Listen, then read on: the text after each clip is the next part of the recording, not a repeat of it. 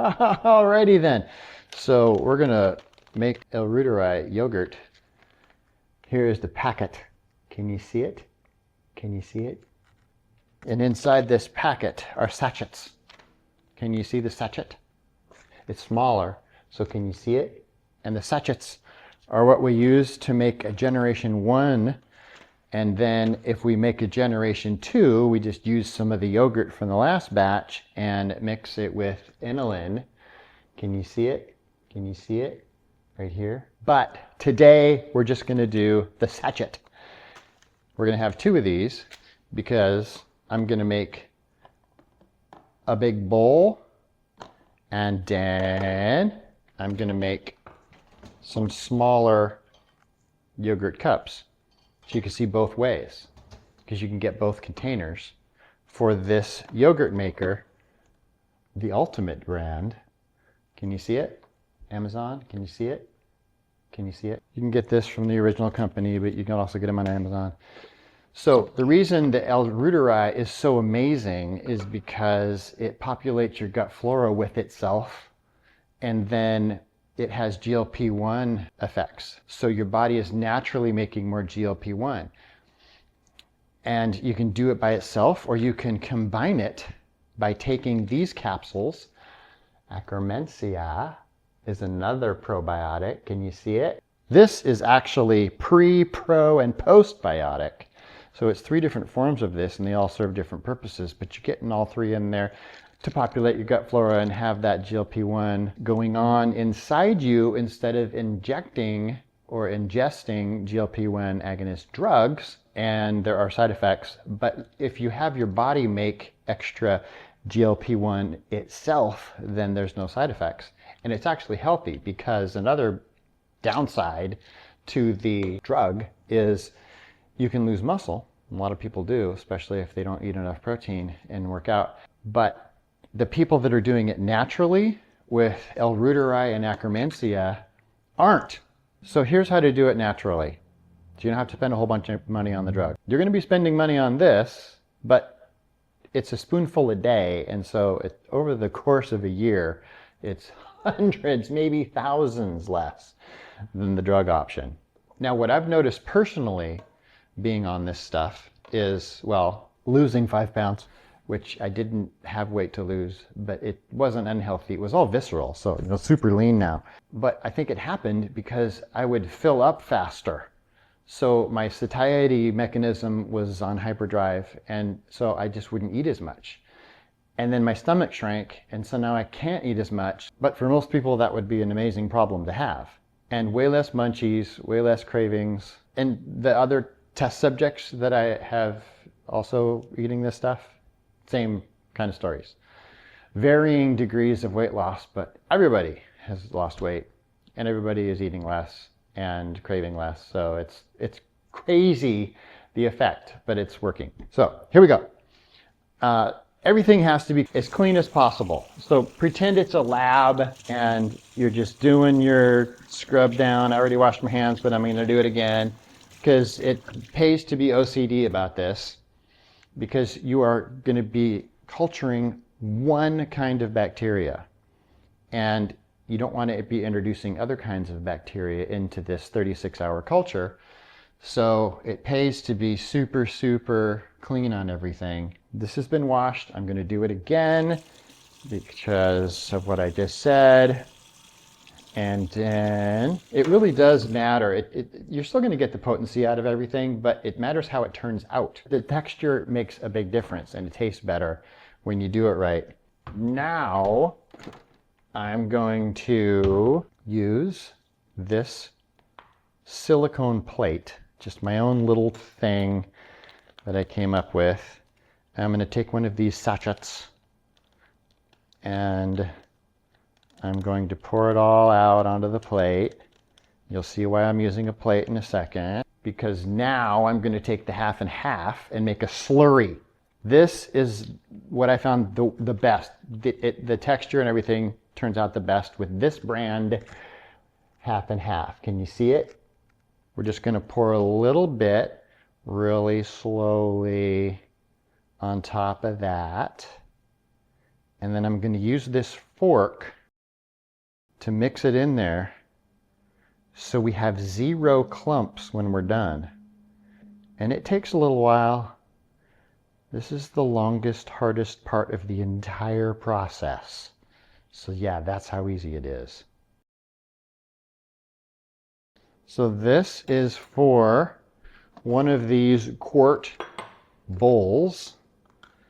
So now the silicone plate folds up nicely so I can pour it in the bowl.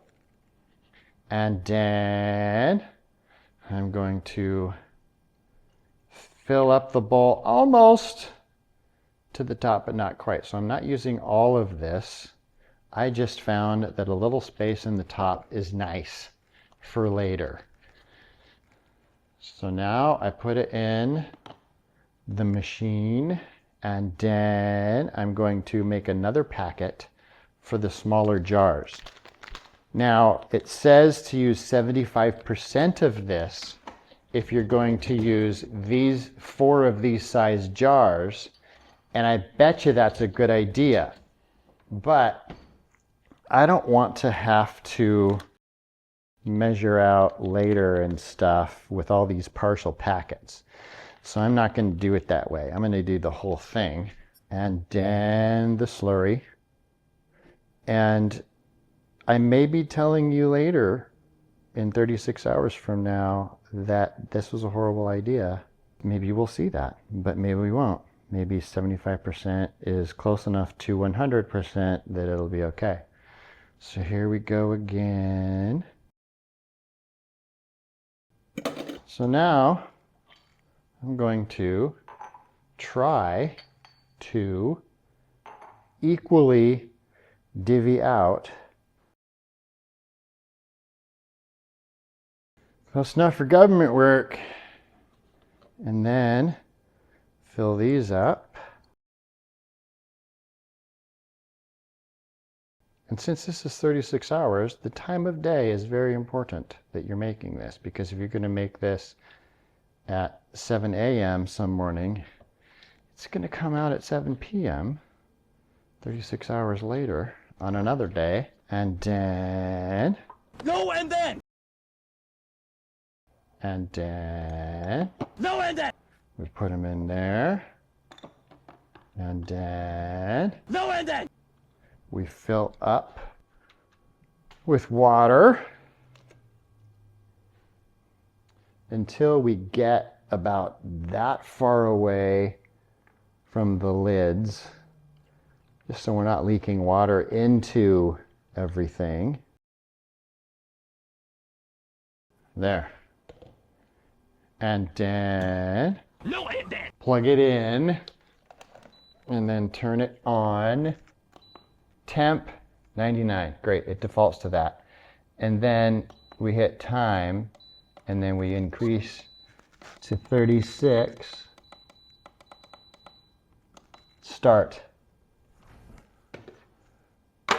Lid done.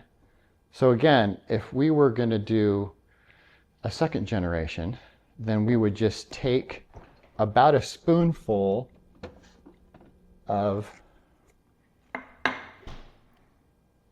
a last batch of yogurt on the plate and a spoonful of this inulin on the plate, mix it up just like I did, and make a second generation or third or fourth.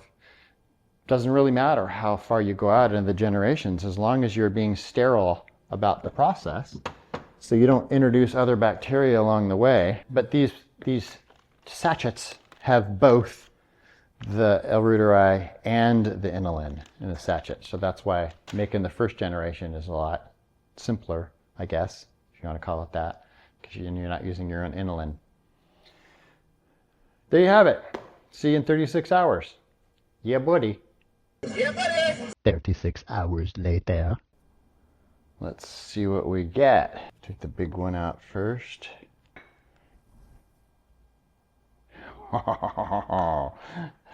That's beautiful. Beautiful. Oh my goodness, can you see it? Can you see it? This has more liquid whey than usual. This is the most separation I ever get. Now, before I do anything, I am going to store some of this for 2 more batches later. I'm going to sterilize everything. I'm going to keep this lid on while I'm doing all this because there's bacteria in the air.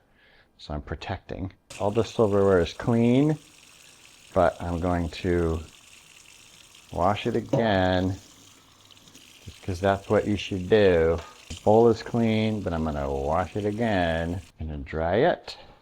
And then I'm going to take, this is about a tablespoon. Close enough for government work. First, I'm just going to mix this up. So I'm going to mix in the whey. This is going to firm up in the fridge. But right now, it's pretty soupy. It still has the same concentration of Reuteri as the super thick batches that I normally get. 1, 2, 3, 4.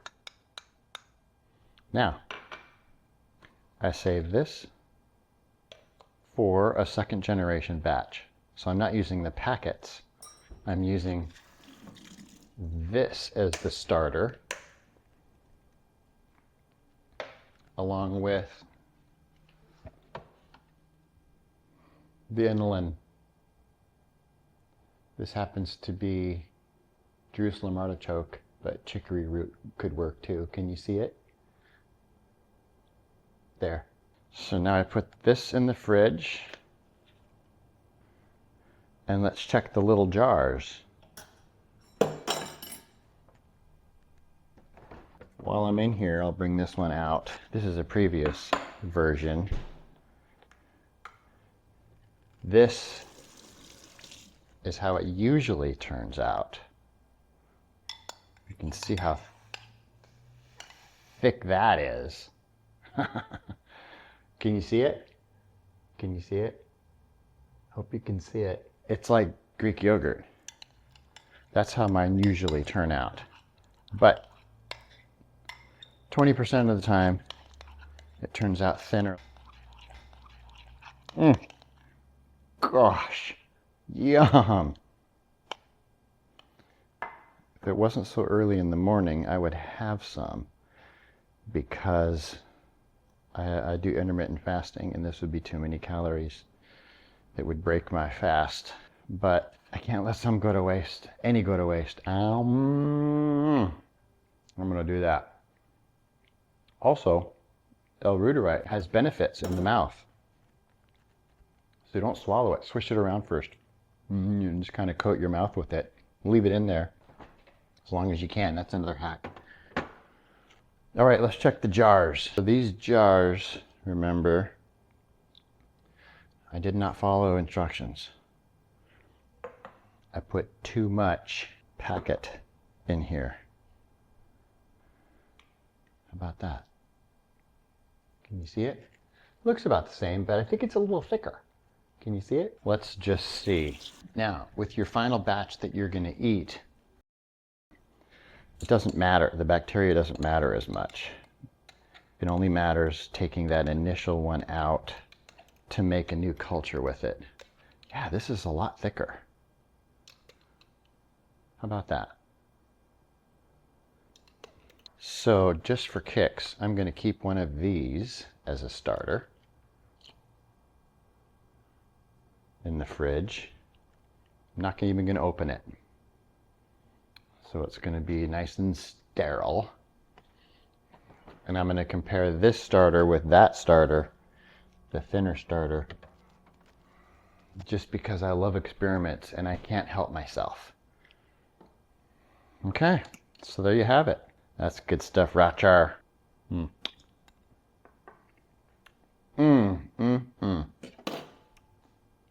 A little bit tangy, which is what I like. Almost like sour cream.